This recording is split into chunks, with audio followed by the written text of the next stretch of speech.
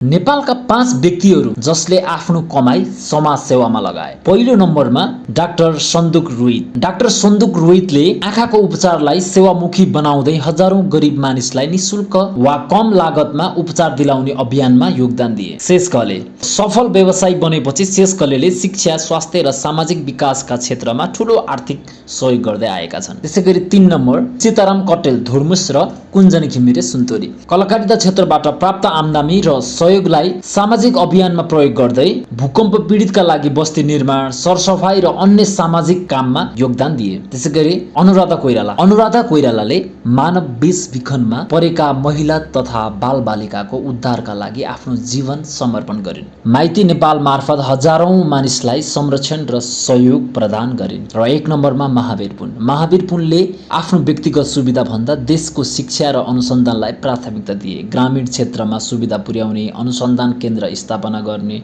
र युवालाई अवसर दिने अभियानमा आफ्नो जीवन समर्पण गरे।